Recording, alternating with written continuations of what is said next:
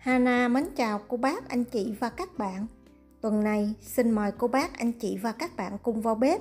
Mình sẽ làm một món bánh với lớp vỏ bên ngoài giòn, bên trong thì vô cùng mềm dẻo.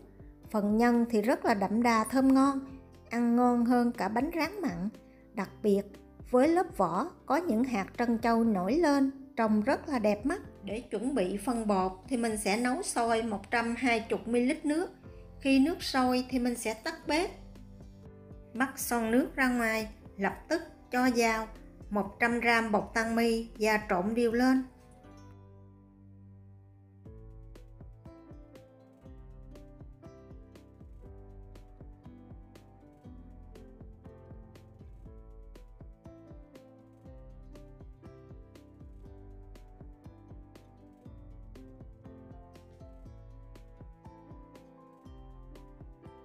Sau khi trộn đều hỗn hợp bột và nước thật là hòa quyện, mình sẽ đậy nắp lại và để khoảng 5 phút.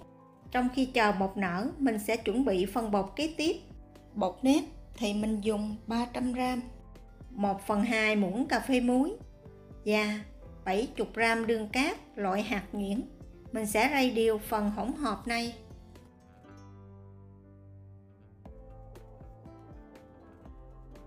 Phần nước thì Hana sử dụng 250ml nước ấm. Nước này cô bác, anh chị và các bạn cho vào từ từ. Mình vừa cho, mình vừa trộn cho tới khi bột và nước thật là hòa quyện. Cô bác, anh chị và các bạn đừng cho vào một lần, kẻo bột bị nhão.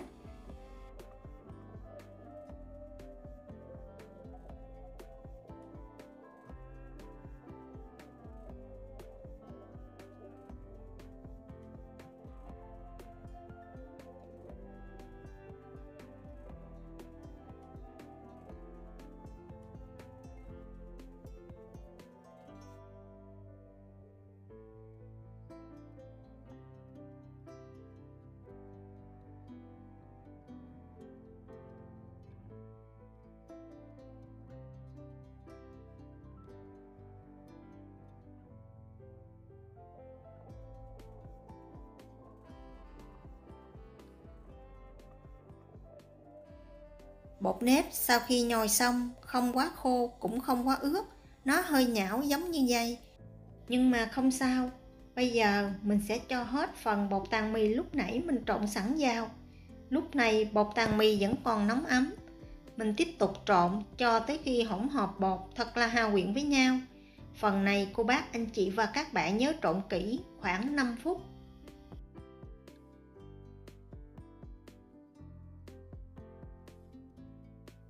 Sau khi nhồi xong hai phần bột lại với nhau, lúc này bột không quá khô cũng không quá ướt. Bột đạt là khi mình vo viên ấn dẹp, phần bột này không bị nứt. Nếu khô quá, cô bác, anh chị và các bạn có thể thêm một xíu nước ấm vào.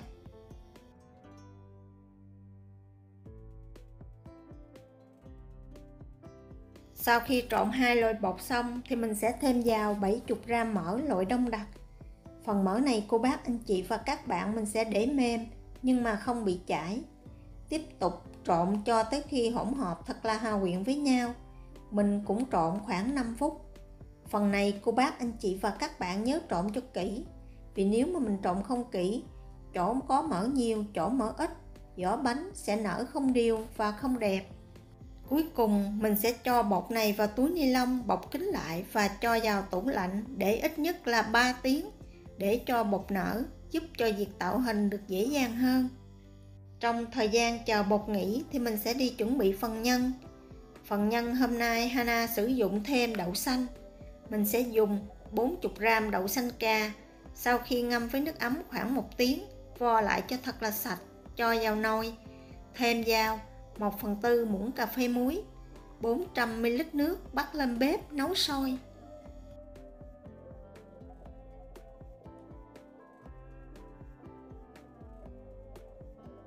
Khi đậu xanh sôi thì mình sẽ dỡ nắp ra, nấu thêm khoảng 3 phút nữa. Sau 3 phút mình sẽ tắt bếp, chắc bỏ hết phần nước và phần bột trong nồi.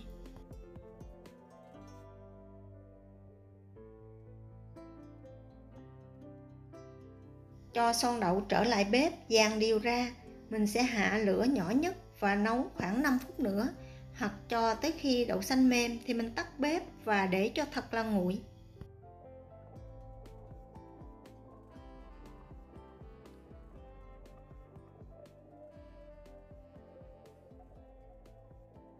Cô bác, anh chị và các bạn nhớ để lửa thật nhỏ và làm giống như của Hana, thì phần đậu xanh sau khi nấu không bị khét ở đáy.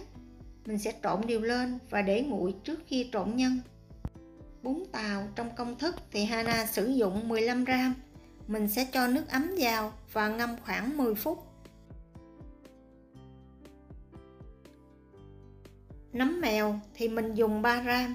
Sau khi rửa thật sạch cũng cho nước ấm vào ngâm khoảng 10 phút.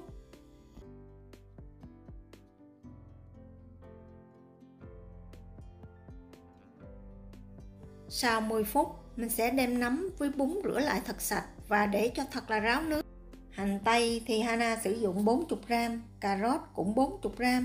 Hành tây và cà rốt mình sẽ đi cắt nhỏ.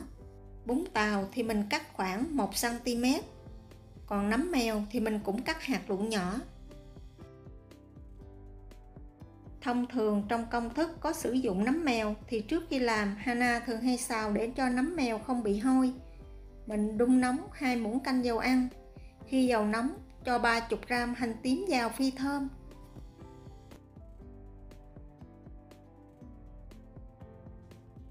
Khi hành vàng và có mùi thơm thì mình sẽ cho hết phần nấm mèo cắt lúc nãy vào, đảo đều khoảng 1 phút.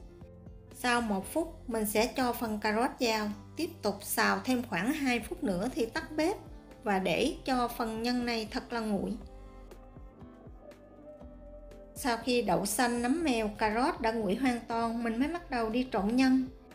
Thịt heo thì Hana sử dụng 120g thịt xay. Tôm thì Hana cũng dùng 100g tôm băm nhỏ.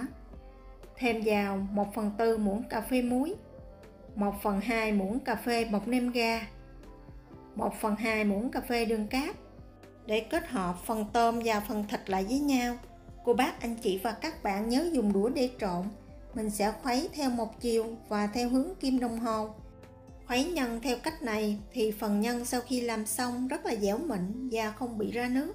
Để nhân thơm và đậm đà hơn thì thêm 1/2 muỗng cà phê nước mắm. Nếu không ăn, cô bác, anh chị và các bạn có thể bỏ qua. Sau khi trộn xong hỗn hợp nhân và thịt lại với nhau, lúc này mình mới cho tất cả các nguyên liệu đã chuẩn bị trước đó vào.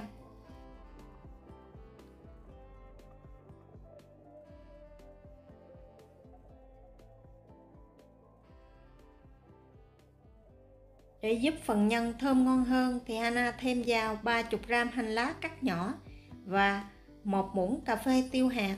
Tiêu này cô bác, anh chị và các bạn đập dập sẽ thơm và ngon hơn là mình dùng tiêu xay. Lúc này mình mới dùng tay trộn đều phần hỗn hợp nhân cho thật là hòa quyện với nhau.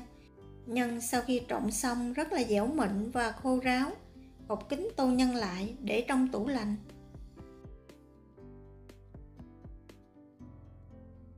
Phần bột sau khi để trong tủ lạnh được 3 tiếng thì mình sẽ đem ra ngoài chia ra làm 3.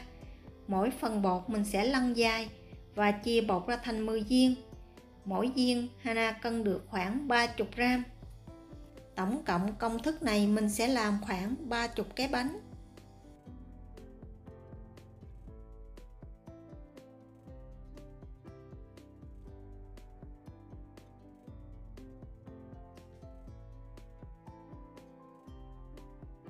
Sau khi chia bột xong, mình sẽ gio từng viên bột lại và cho vào hộp đậy kín.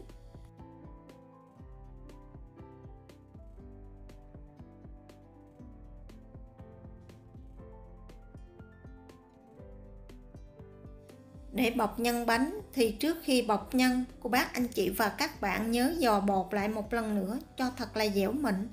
Vo tròn bột lại và ấn dẹp có chiều dày khoảng 0,5cm. Và ấn nhẹ phần bột ngay chánh giữa, sau đó cho nhân lên gói lại.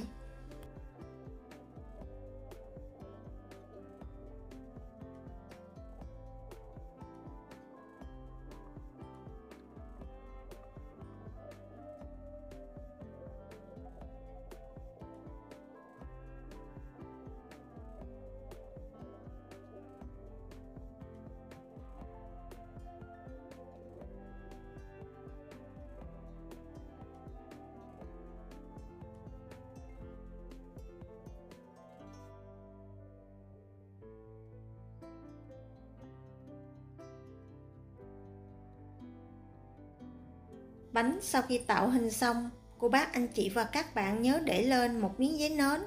Vì nếu mà mình không để một chút bột bánh dính xuống mâm mình lấy lên, phần bánh dễ bị rách và dễ bị xì nhân ra ngoài. Mình cũng có thể vừa làm vừa chiên bánh. Mình làm một ít, mình chiên. Trong thời gian chiên mình sẽ tạo hình tiếp. Hoặc là cô bác anh chị và các bạn tạo hình một lần, sau đó đậy kính lại và bắt đầu chiên. Phần bánh này mình sẽ chiên ngập dầu, nên mình không chiên bằng chảo, mà mình sẽ dùng son để tiết kiệm dầu. Thử dầu bằng cách nhúng đũa dao, dầu sôi là đạt. Hoặc là mình cho một ít bột dao, bột bánh nổi lên trên mặt dầu. Bây giờ mình sẽ tắt lửa và cho từ từ bánh vào. Phần bánh cô bác anh chị và các bạn đừng bỏ vào nhiều quá, tùy theo kích cỡ của cái nồi mà mình bỏ, chừa khoảng cách để một chút cho bánh nở. Sau khi mình cho hết số lượng bánh cần chiên vào nồi thì mình sẽ để yên như vậy khoảng 2 phút, cho phần bột bánh cứng lại và định hình. Sau 2 phút, mình sẽ dùng đũa đẩy nhẹ cho bánh tróc ra khỏi đáy nồi. Lúc này mình mới mở lửa trở lại. Mình sẽ chiên bánh ở lửa vừa cho tới khi bánh vàng đều hai mặt. Nếu mà cô bác anh chị và các bạn làm giống như những gì Hana chỉ, thì phần vỏ bánh sau khi mình cho vô dầu nóng, trên mặt bánh lập tức xuất hiện những hạt nhỏ li ti. Nếu mà dầu cô bác anh chị và các bạn không nóng thì phần mặt này trơn láng. Nếu dầu nóng quá thì phần bánh cho vào dễ bị xì. Trước khi vớt bánh ra ngoài khoảng 1 phút, cô bác anh chị và các bạn nhớ mở lửa thật lớn để đẩy phần dầu thừa ra ngoài, giúp cho bánh luôn khô ráo. Để chiên mẻ bánh kế tiếp thì mình cũng tắt lửa, sau đó cho bánh vào, lặp lại giống như bước ban đầu. Và đây là thành phẩm bánh của Hana sau khi chiên xong. Phần vỏ bánh nổi lên những hạt trân châu li ti trông rất là đẹp mắt. Vỏ bánh thì giòn rụm bên ngoài, bên trong thì dai mềm. Phần nhân Hana có cho thêm đậu xanh nên ăn rất đậm đà và thơm ngon.